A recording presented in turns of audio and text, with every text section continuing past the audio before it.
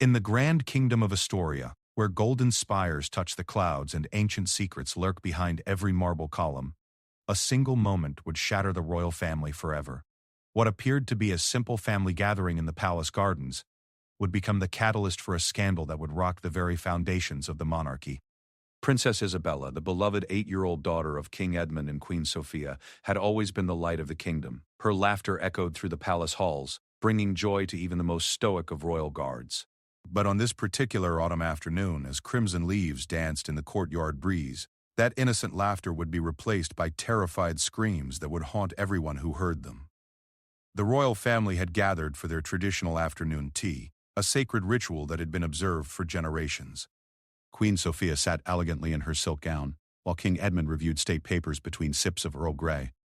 Princess Isabella played nearby with her golden retriever Duchess, under the watchful eye of Lady Cordelia, the king's sister and Isabella's devoted aunt. But Lady Cordelia harbored a secret so dark, so twisted that it would soon tear the royal family apart. For months she had been struggling with a consuming jealousy toward her brother's perfect life, his loving family, and especially his precious daughter, who received all the attention and adoration that Cordelia felt she deserved. What happened next in those palace gardens would not only expose the rot within the royal family but also test the loyalty of every person sworn to protect the crown. Captain Marcus Sterling, the head of the royal guard, would face an impossible choice that would define his honor and determine the fate of the kingdom itself. This is not just a story of betrayal within palace walls. It is a tale of how even the most protected children can fall victim to those they trust most, and how one brave man's decision to act would either save or destroy everything the kingdom held dear. The afternoon sun cast long shadows across the Astoria Royal Palace gardens as Princess Isabella Elena Sophia ran through the carefully manicured hedges, her golden curls bouncing with each step. At 8 years old, she was the pride of the kingdom, beloved by subjects and servants alike. Her infectious laughter had become the soundtrack of the palace, bringing warmth to even the coldest stone corridors. "Duchess, come here, girl," Isabella called to her golden retriever, who was busy investigating a particularly interesting butterfly near the rose bushes. The dog's tail wagged furiously as she bounded toward her young mistress, nearly knocking over a small marble statue in her enthusiasm. Queen Sophia watched from the ornate tea table, a gentle smile playing on her lips. Even in the informal setting of their private garden, she maintained her regal bearing, her emerald dress perfectly arranged and not a single strand of her chestnut hair out of place. She had learned long ago that a queen was always on display, even during family time. "Isabella, darling, please stay where we can see you," Queen Sophia called, her voice carrying the authority of someone accustomed to being obeyed yet softened by maternal love. King Edmund barely looked up from the stack of diplomatic papers before him. At 42, he had ruled Astoria for 15 years, transforming it from a small European principality into a prosperous modern kingdom. His dedication to his duties was legendary, but it often came at the cost of precious family moments like these. "The trade agreements with Valonia need my signature before evening," he muttered, adjusting his wire-rimmed glasses. "Their ambassador has been quite persistent about the shipping routes through our northern ports." "Edmund," Queen Sophia said gently, placing her delicate hand over his. "The papers can wait. Isabella has been asking all week for family time in the gardens." Lady Cordelia Sterling, the king's younger sister, observed this exchange from her position near the fountain. At 38, she remained unmarried, having dedicated her life to royal service and family duty. Her sharp green eyes missed nothing, and today they held a particular intensity that would have worried anyone paying close attention. "Brother, you work too hard," Lady Cordelia said, her voice honey-sweet, but with an edge that had become more pronounced in recent months. "Surely the kingdom can function for one afternoon without your constant attention." Something in her tone made Captain Marcus Sterling, head of the Royal Guard, glance in her direction. He had known Lady Cordelia for years, had even grown up in the same village before his military service elevated him to his current position. Lately, he had noticed changes in her behavior, subtle at first, but increasingly concerning. Marcus stood at attention near the garden entrance, his tall frame imposing in the crisp blue and gold uniform of the Royal Guard. His dark eyes constantly scanned the perimeter, a habit ingrained by years of protecting the royal family. He had served the crown for 12 years, working his way up from a common soldier to the most trusted position in the kingdom's security apparatus. "Captain Sterling," King Edmund called without looking up from his papers. "Has there been any word from our intelligence sources about the situation in neighboring Drakmoor?" "Nothing new to report, Your Majesty," Marcus replied formally. Our sources indicate their civil unrest continues, but it poses no immediate threat to Astoria's borders. Isabella had grown bored with Duchess and was now attempting to climb the large oak tree at the garden's center. Her small hands gripped the bark as she searched for footholds, her face scrunched in concentration. "Isabella Elena," Queen Sophia exclaimed, rising from her chair. "Come down from there immediately. That dress cost more than most people earn in a month." "But, Mama, I can almost reach the lowest branch," Isabella called down, her voice filled with determination. "Aunt Cordelia told me yesterday that she used to climb this very tree when she was my age." Lady Cordelia's expression darkened momentarily before she forced a bright smile. "Did I say that, darling? I must have been thinking of a different tree. This one is far too dangerous for little princesses." Marcus noticed the quick flash of something, anger, jealousy, across Lady Cordelia's features. He made a mental note to discuss his concerns with his lieutenant later. In his experience, family tensions within royal households often posed greater security risks than external threats. King Edmund finally set aside his papers and looked at his daughter with a mixture of exasperation and fondness. "Isabella, your mother is right. Come down this instant, and I'll have the kitchen prepare your favorite honey cakes for tomorrow's breakfast." The promise of honey cakes was enough to convince the young princess to abandon her climbing expedition.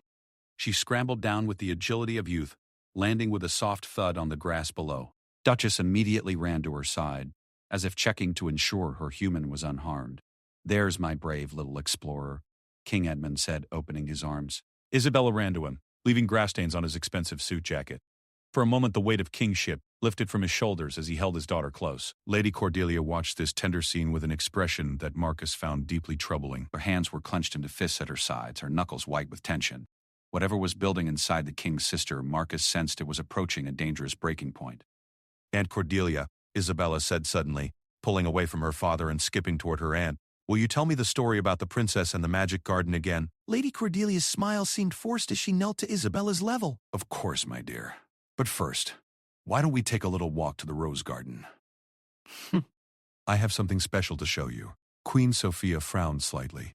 "Cordelia, please don't take her too far. I don't like it when she's out of sight." "Oh, sister-in-law," Lady Cordelia replied with a laugh that didn't quite reach her eyes. "I've been looking after royal children since before you married into this family. Isabella will be perfectly safe with me." Marcus stepped forward.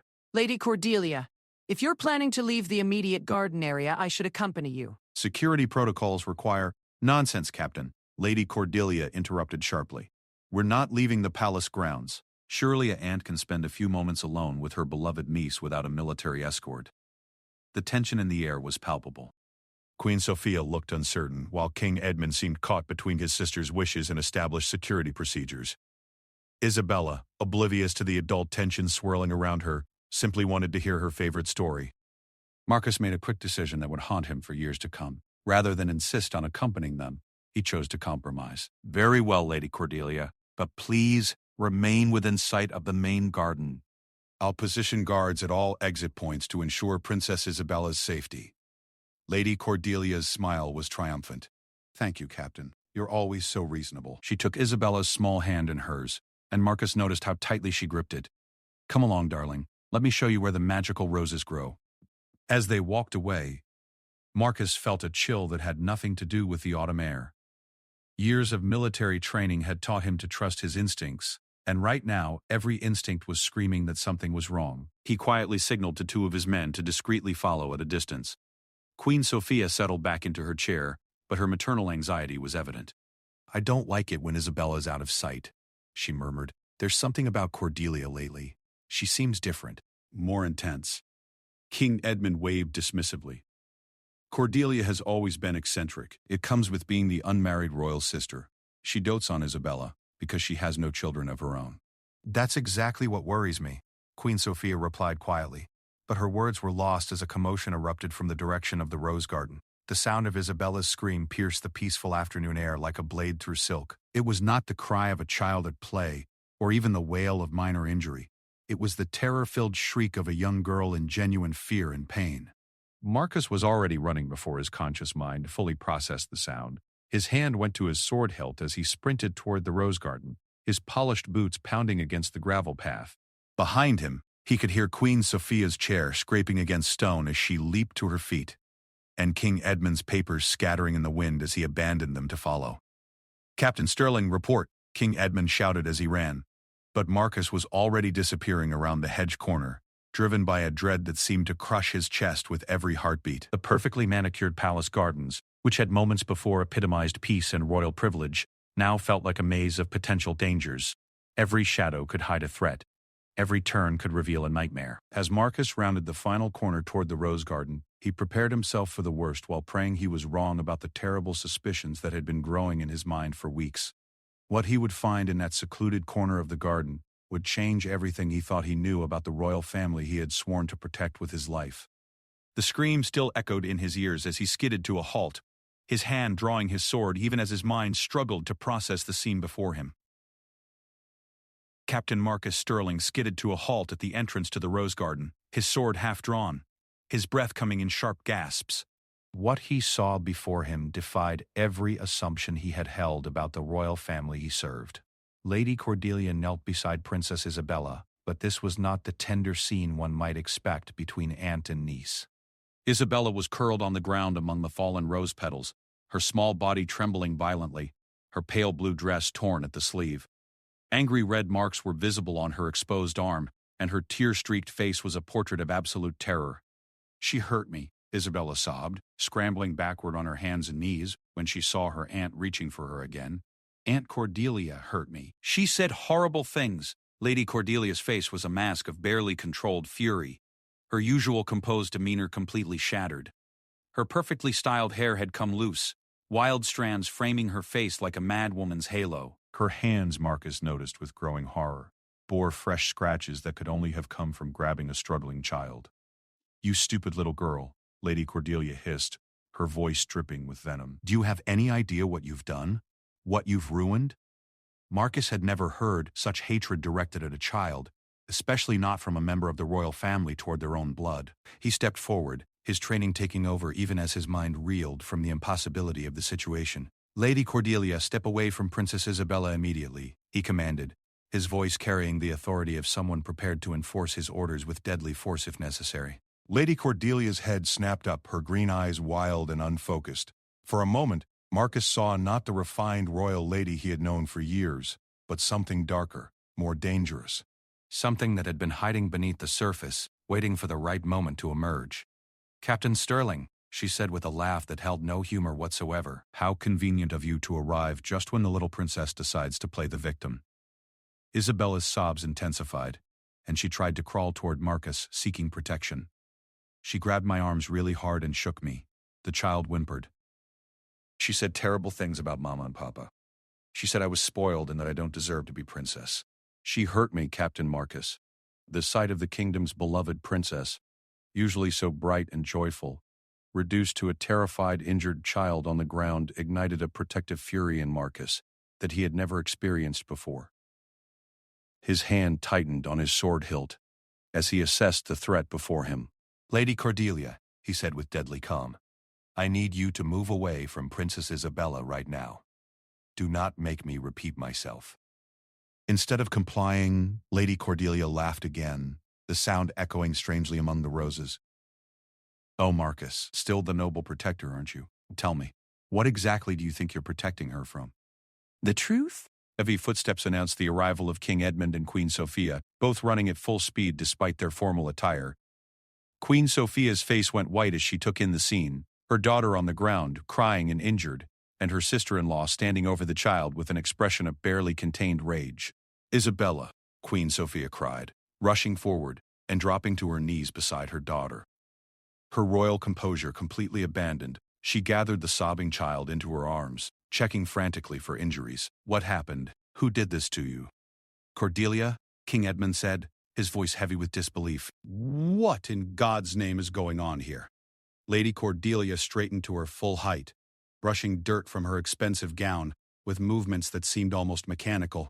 When she spoke, her voice had regained some of its usual refinement, but underlying madness still lurked beneath the surface. "Brother dear," she said with mock sweetness, "your precious daughter has been telling lies about me. Apparently, children today have no respect for their elders." "She's lying."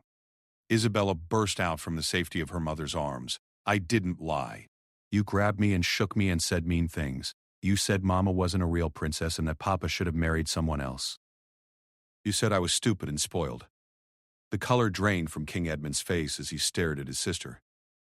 Cordelia, tell me this child is mistaken. Tell me you did not lay hands on my daughter in anger.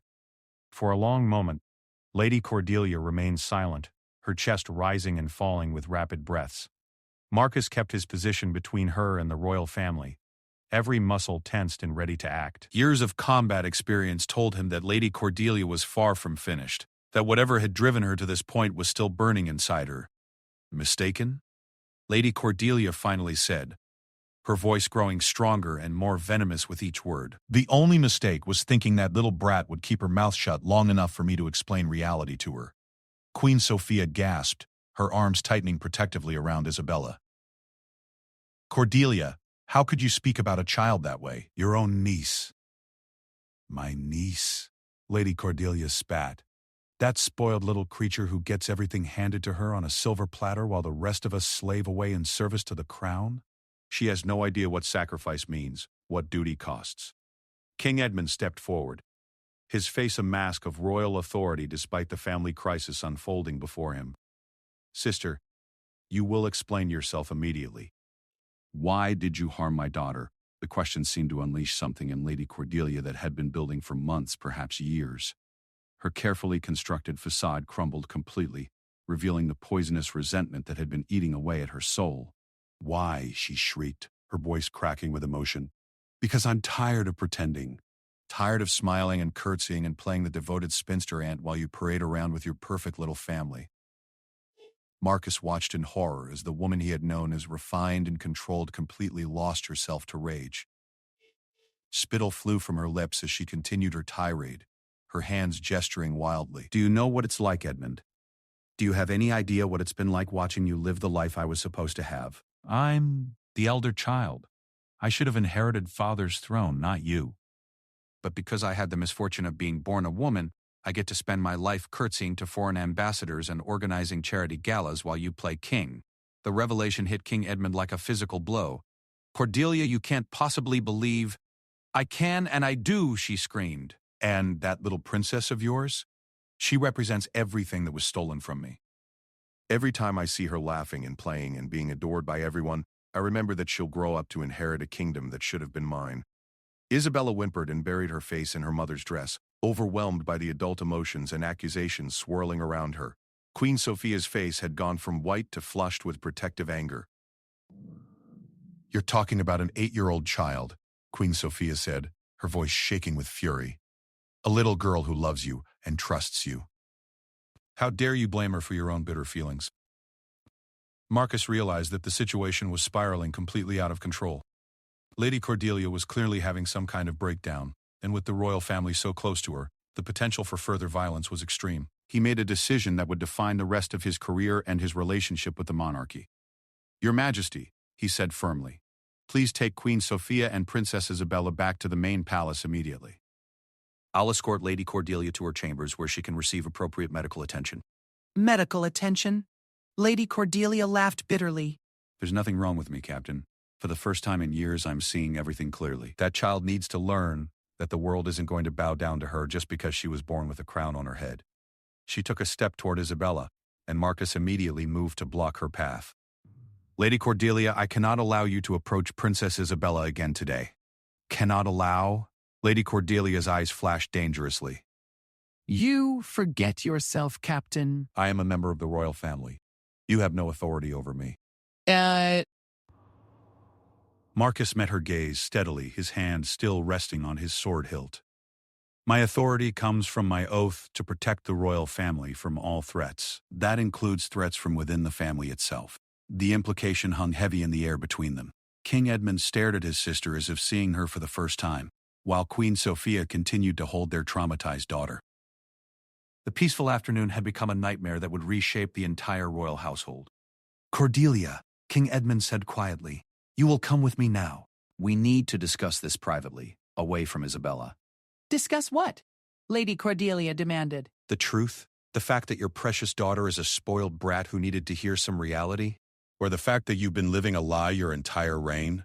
Marcus could see that King Edmund was struggling between his love for his sister and his duty to his wife and child. The decision he made in the next few moments would determine not just Lady Cordelia's fate but the future stability of the entire kingdom. "Guards!" Marcus called sharply. Immediately, two of his men appeared at the garden entrance, having been waiting just out of sight as trained. "Please escort Lady Cordelia to her chambers. She is not to leave the palace or have contact with Princess Isabella without my express permission." Lady Cordelia's face twisted with rage and betrayal. "You would dare place me under house arrest, in my own family's palace? I would dare protect a child from someone who has already harmed her," Marcus replied without hesitation. "Whether that person is a commoner or royalty makes no difference to my oath." As the guards moved to flank Lady Cordelia, she turned one last venomous look toward Isabella, who was still crying in her mother's arms. "This isn't over, you little princess. Someday you'll learn that crowns don't protect you from the consequences of your privilege." The threat sent chills through everyone present. As Lady Cordelia was led away, still muttering angrily, Marcus realized that this afternoon's events were just the beginning. The poison that had driven the king's sister to attack his own daughter ran deeper than anyone had suspected, and dealing with it would require decisions that could tear the royal family apart forever. The royal physician, Dr. Helena Morrison, finished examining Princess Isabella's arms in the privacy of the child's bedchamber, while King Edmund paced nervously by the windows. Queen Sophia sat beside her daughter on the canopied bed, gently stroking the little girl's golden hair, as she slept fitfully after being given a mild sedative. "The bruising is consistent with someone gripping her arms forcefully," Dr. Morrison reported quietly, her voice heavy with professional concern. "The finger marks are clear, and given Princess Isabella's size versus an adult's strength, considerable force was used." King Edmund's hands clenched into fists behind his back. "Are you saying my sister deliberately harmed my daughter?" "I'm saying the physical evidence supports the child's account of being grabbed and shaken," Dr. Morrison replied carefully. "The bruising pattern could not have been caused accidentally."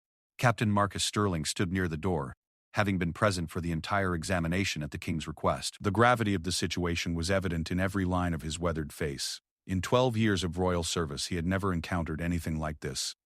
"Your Majesty," Marcus said quietly, "we need to discuss security protocols moving forward. Lady Cordelia's behavior this afternoon suggests she may pose a continued threat to Princess Isabella." Queen Sophia looked up sharply. "A threat? She's family, Captain." "Surely you're not suggesting—" "I'm suggesting that family members can be just as dangerous as strangers, Your Majesty," Marcus interrupted respectfully. "Perhaps more so because they have access and trust that outsiders don't possess." King Edmund ceased his pacing and turned to face the room.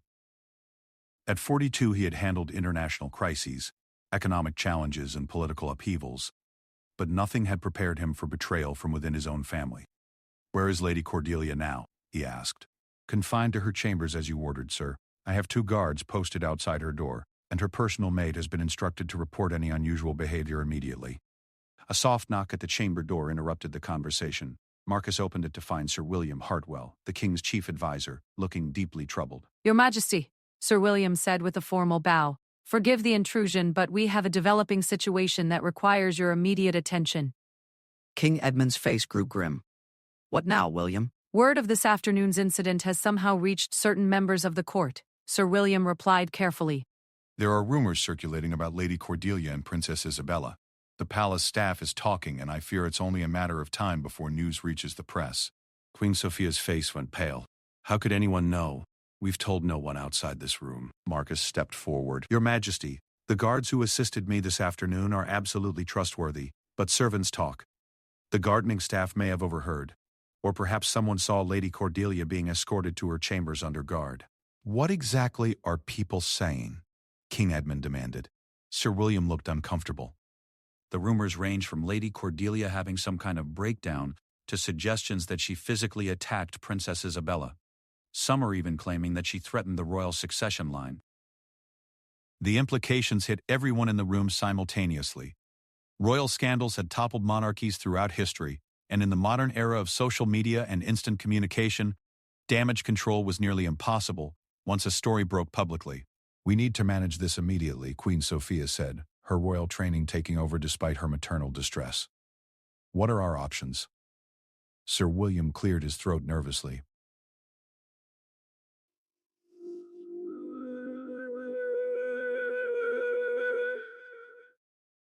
We could issue a statement saying that Lady Cordelia is taking a temporary leave of absence due to exhaustion, a private retreat for her health, perhaps at one of the remote royal estates. That's essentially admitting something happened, Marcus pointed out. It might raise more questions than it answers. King Edmund moved to the window, staring out at the gardens, where his perfect family life had been shattered just hours before. The afternoon sun was setting now, casting long shadows across the grounds where his daughter had been terrorized by his own sister. "There's something else, Your Majesty," Sir William continued reluctantly. "Lady Cordelia has been asking to see you. She's been quite insistent, and her guards report that she's been making statements about wanting to set the record straight about today's events." "Absolutely not," Queen Sophia said firmly. "She's not coming anywhere near Isabella, and frankly, I don't want her near any of us until we understand what's wrong with her." "She's my sister," King Edmund said quietly. "I need to speak with her, to understand how things reached this point." Marcus stepped forward. "Your Majesty, if you insist on seeing Lady Cordelia, I strongly recommend to be done in a controlled environment with guards present. Her behavior this afternoon was unpredictable, and we don't know if she might escalate further." A commotion in the corridor outside interrupted their discussion. Raised voices could be heard, followed by the sound of rapid footsteps. Marcus immediately moved to the door, his hand on his weapon. "What's happening out there?" King Edmund demanded. Marcus opened the door slightly and spoke quietly with someone in the hallway before turning back with a grim expression. "Lady Cordelia has barricaded herself in her chambers and is refusing to allow anyone entry. She's apparently moved furniture against the door and is shouting about being falsely imprisoned." "Oh God," Queen Sophia whispered, instinctively moving closer to her sleeping daughter. King Edmund's shoulders sagged under the weight of the crisis. "This is spiraling completely out of control." "What do you recommend, Captain?" "We need to end this before it gets worse," Marcus replied. "If Lady Cordelia becomes violent or continues to make scenes, the entire palace will know about it by morning. We need to either get her professional help or find a way to remove her from the palace quietly." Dr. Eteria. Morrison, who had been listening silently while packing her medical bag, finally spoke up. "Your Majesty, based on what I witnessed this afternoon and what I'm hearing now, I believe Lady Cordelia may be experiencing a serious psychological crisis. The behavior described, the sudden violence toward a child, the paranoid statements about succession rights, the current barricading behavior, these could indicate a complete mental breakdown." "Are you saying she's having a nervous breakdown?" Queen Sophia asked. "I'm saying she needs immediate psychiatric evaluation," Dr. Morrison replied carefully. "This level of behavioral change doesn't happen overnight. There may have been warning signs that were overlooked or misinterpreted." Marcus nodded grimly. "I've been concerned about changes in Lady Cordelia's behavior for weeks. Increased irritability, strange comments, inappropriate reactions to normal royal protocols. I should have reported my concerns earlier." "You couldn't have known she would hurt Isabella," King Edmund said. But his voice carried the weight of guilt and regret. Another knock at the door brought news that made the situation even more complex. Lieutenant James Morrison, Marcus's second-in-command, entered with obvious reluctance. "Captain, Your Majesty," he said formally. "Lady Cordelia is now threatening to contact the press herself if she's not allowed to speak with King Edmund immediately. She claims she has information about the royal family that the public deserves to know." The room fell silent as everyone absorbed the implications of this threat. A mentally unstable royal family member, with access to sensitive information and a grudge against the crown, was a nightmare scenario for any monarchy. "She's blackmailing us," Queen Sophia said in disbelief, "using whatever secrets she thinks she has to force a meeting. What kind of secrets could she possibly have?" King Edmund wondered aloud, but his expression suggested he might know more than he was saying. Sir William shifted uncomfortably. "Your Majesty, there are always family matters that are best kept private. Old letters, personal conversations, financial arrangements. Lady Cordelia has been privy to many sensitive discussions over the years." Marcus recognized that the situation had moved beyond a simple security matter. This was now a full-scale crisis that threatened the stability of the monarchy itself. The decisions made in the next few hours would determine whether the House of Astoria survived this scandal intact. "Your Majesty," he said formally, "I recommend we involve the royal psychiatrist immediately. If Lady Cordelia is indeed having a breakdown, she needs medical intervention, not just security containment. And if she's making threats against the crown, we need to assess the scope of potential damage." King Edmund looked around the room at his sleeping daughter, his worried wife, and his trusted advisors, all waiting for him to make the decision that would shape their kingdom's future. The weight of the crown had never felt heavier than it did at this moment, when his family duty and royal responsibility were pulling him in opposite directions. Very well, he said finally. Arrange for Dr. Blackwood to come immediately. And Captain Sterling, I want a complete security assessment of what information Lady Cordelia has access to and what damage she could do if she follows through on her threats. As Marcus left to make the necessary arrangements, Princess Isabella stirred in her sleep, whimpering softly from whatever dreams troubled her young mind. The sound served as a stark reminder that whatever political and personal crisis was unfolding, at the center of it all was a traumatized 8-year-old child who needed protection from the very family member she had trusted most. Richard Blackwood arrived at the palace within the hour, his silver hair disheveled from the urgent summons and his face grave as Captain Marcus Sterling briefed him on the situation while they walked through the marble corridors. As the royal family's consulting psychiatrist for over a decade, Dr. Blackwood had dealt with various crises, but nothing quite like this. The behavior you're describing suggests a serious psychological break, Dr. Blackwood said quietly as they approached Lady Cordelia's chambers. The sudden violence, the paranoid accusations about inheritance rights, the threats, these indicate someone who has lost touch with reality. Marcus nodded grimly. She's been barricaded in her room for 3 hours now. We can hear her moving furniture around and talking to herself. Occasionally she shouts, demands to see the king. Has she always harbored resentment about succession laws? Not that anyone noticed publicly, Marcus replied. But looking back, there were signs. Increased bitterness during family gatherings, inappropriate comments about Princess Isabella's privileges, growing isolation from court social functions. They paused outside Lady Cordelia's ornate wooden doors. Even through the thick oak, they could hear her voice, sometimes shouting, sometimes speaking in normal tones as if carrying on a conversation with invisible companions. I need to speak with her, Dr. Blackwood said, but given her current state, I recommend we do this carefully. Is King Edmund still insisting on being present? He's torn between family loyalty and protecting his daughter, Marcus explained. Queen Sophia absolutely refuses to have Lady Cordelia near Princess Isabella again. But the king feels responsible for his sister's condition. A crash from inside the room made both men step back. Lady Cordelia's voice rose in anger, though her words were muffled by the barricaded door. Your Majesty, Marcus called out formally. Dr. Blackwood is here. Will you speak with him? I'll speak with my brother, came the immediate reply, sharp and imperious. I'm a member of the royal family, not some common criminal to be examined by palace physicians. Dr. Blackwood exchanged a meaningful look with Marcus. Lady Cordelia, this is Dr. Blackwood. I've been your family's physician for many years. I'm here because everyone is concerned about your well-being. A long silence followed, then the sound of furniture being moved. After several minutes, the door opened just a crack, revealing one of Lady Cordelia's green eyes peering out suspiciously. Where's Edmund? She demanded. King Edmund will join us shortly, Dr. Blackwood lied smoothly. But first I'd like to make sure you're all right. May I come in? The door opened wider, revealing Lady Cordelia in a state Marcus had never seen before. Her usually impeccable hair hung loose and wild around her shoulders. Her expensive dress was wrinkled and stained, and her eyes held an intensity that was deeply unsettling. Come in, doctor, she said with exaggerated courtesy. But the captain stays outside. I don't trust him anymore. Dr. Blackwood entered the chamber while Marcus remained in the doorway, close enough to intervene if necessary. The room was in chaos. Furniture overturned, papers scattered everywhere, and the heavy armoire pushed against what had been the barricaded door. Cordelia, Dr. Blackwood said gently, using her first name as he had when she was younger.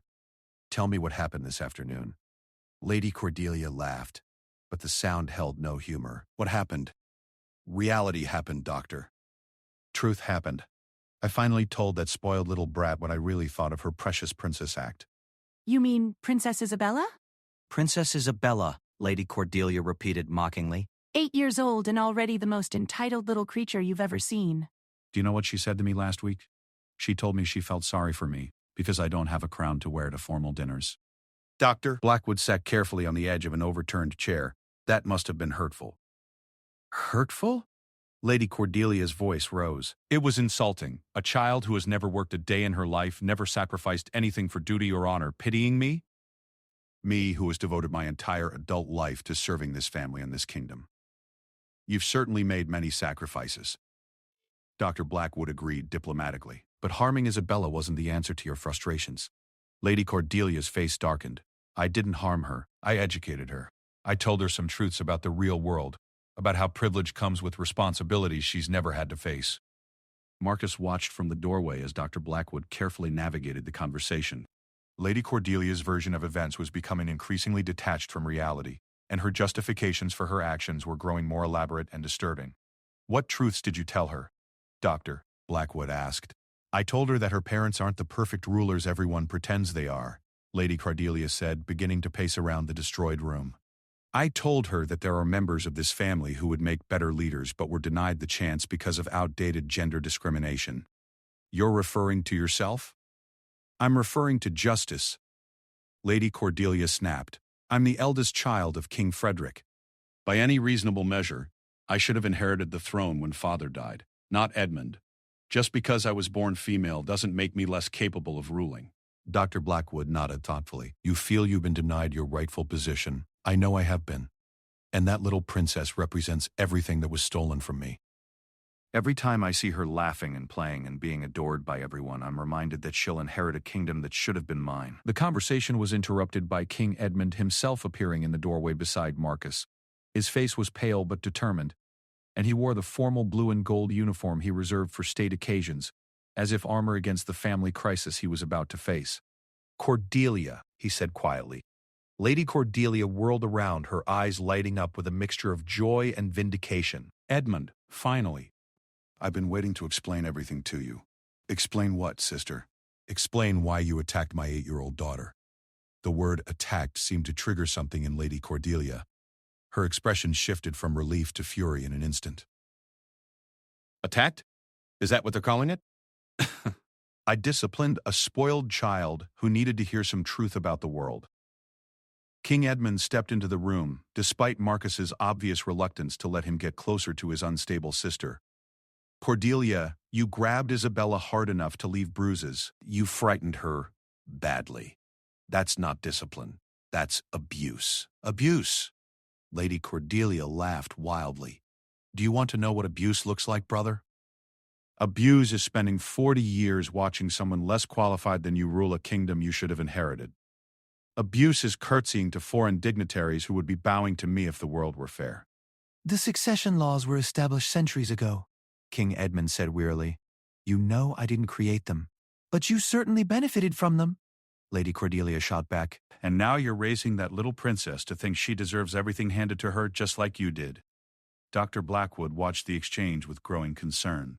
Lady Cordelia's grip on reality was clearly deteriorating, and her fixation on inheritance and perceived injustices had become an obsession that justified any action in her mind.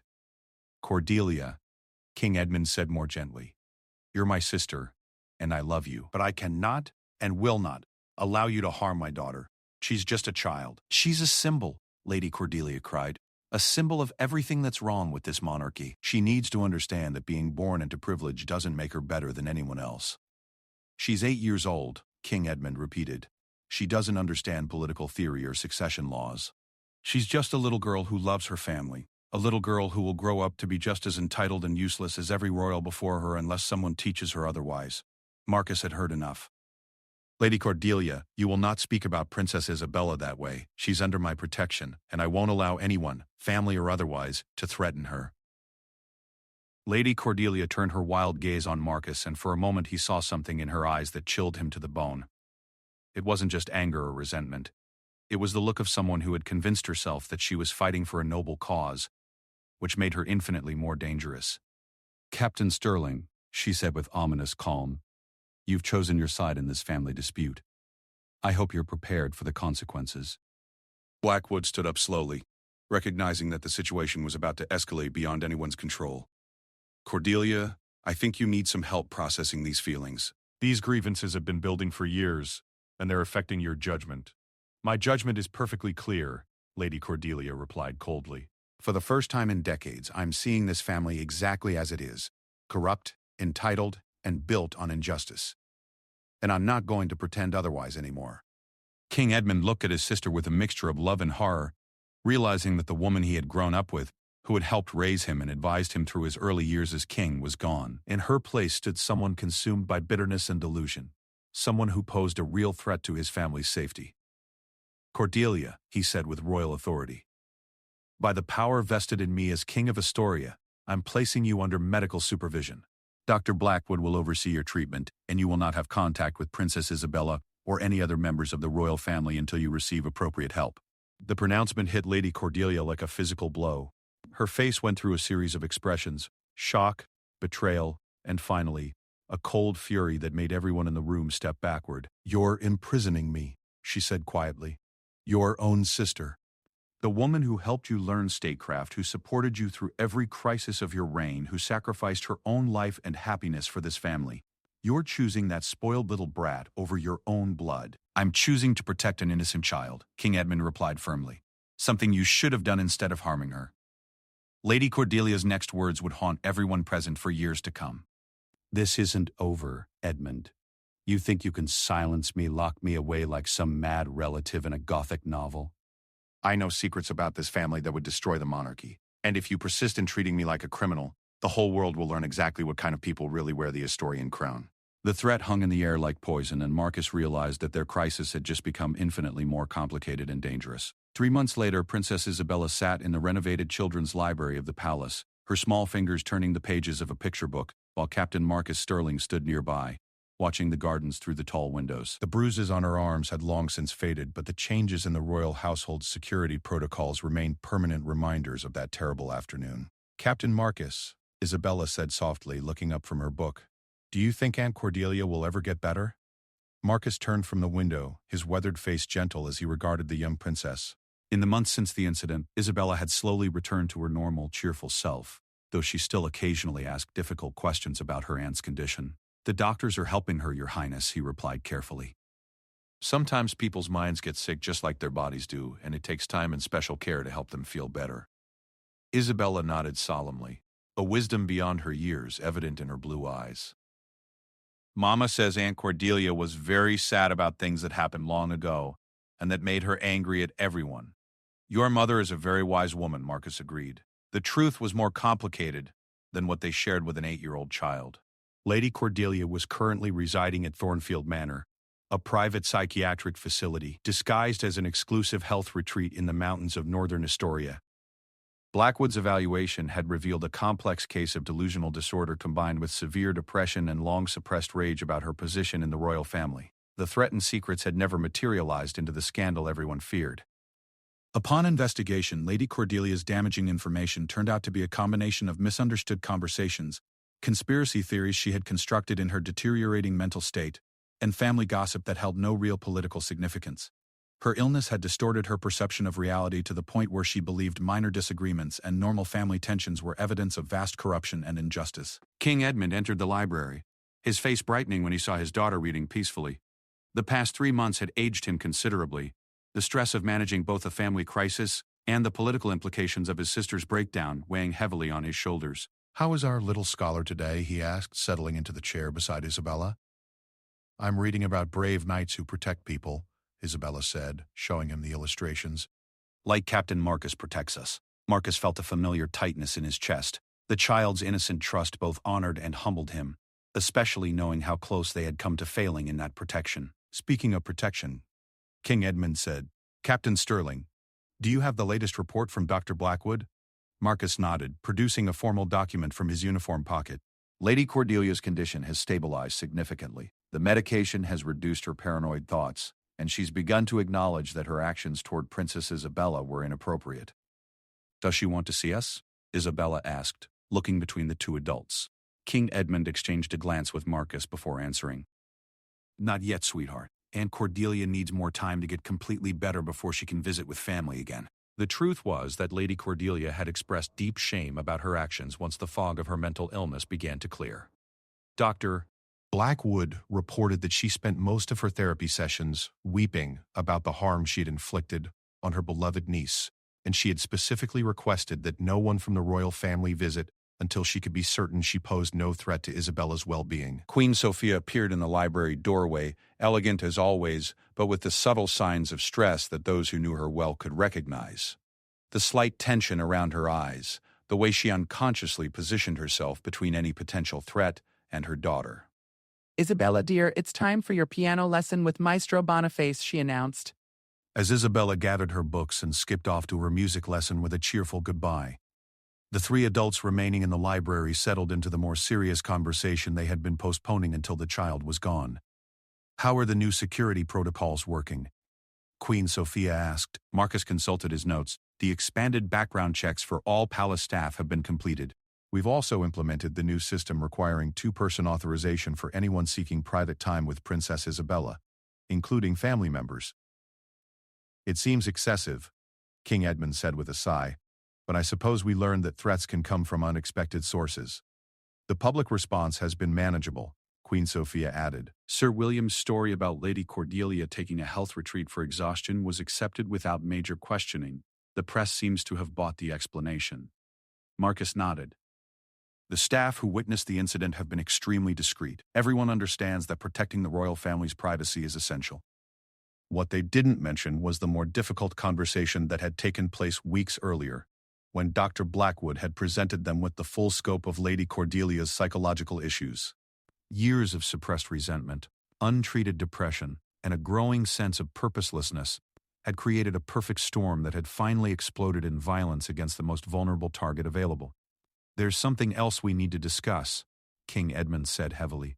"Dr. Blackwood believes that Cordelia's breakdown might have been prevented if we had recognized the warning signs earlier. He's recommended that all senior royal family members undergo regular psychological evaluations." Queen Sophia looked surprised. "You mean like annual checkups, but for mental health?"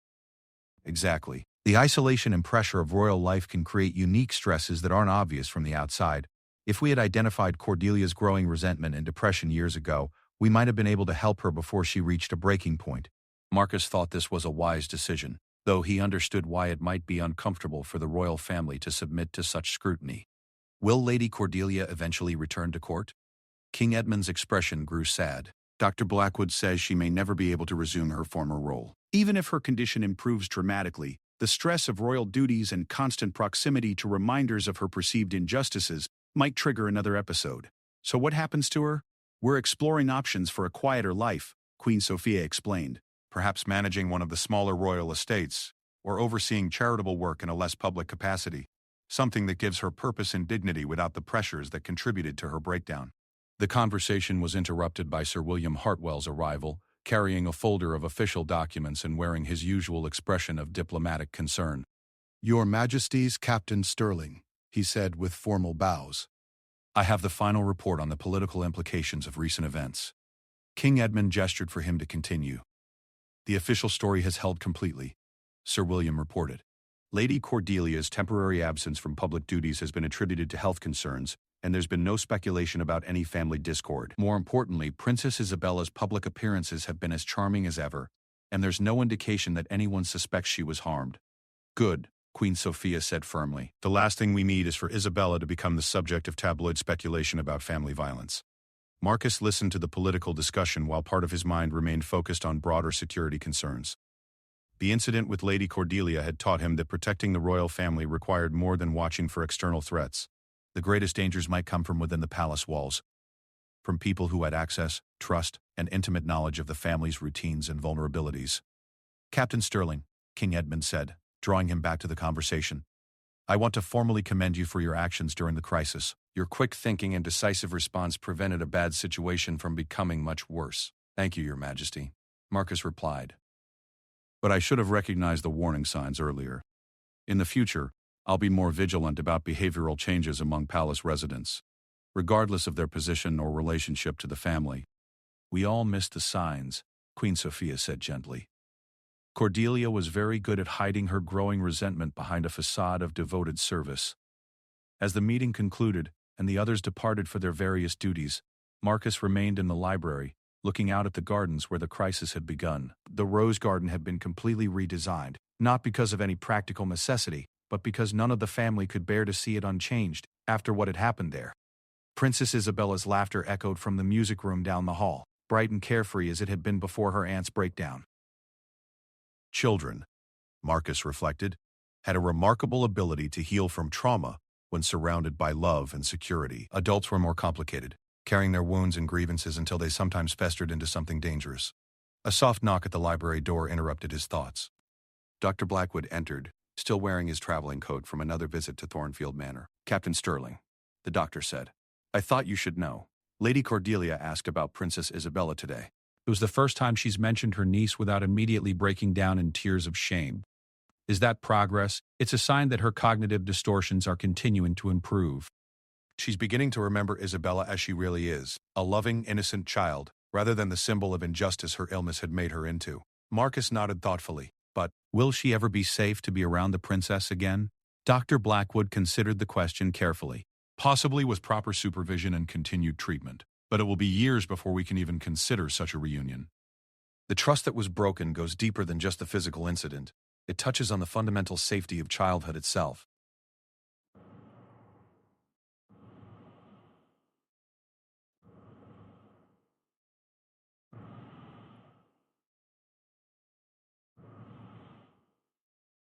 "5-1. 5-1. Blackwood left to deliver his report to the king and queen. Marcus remained in the library, thinking about trust, family, and the complex responsibilities of protecting those who couldn't protect themselves. The incident with Lady Cordelia had changed them all. But perhaps it had also taught them valuable lessons about vigilance, mental health, and the importance of addressing problems before they exploded into crisis.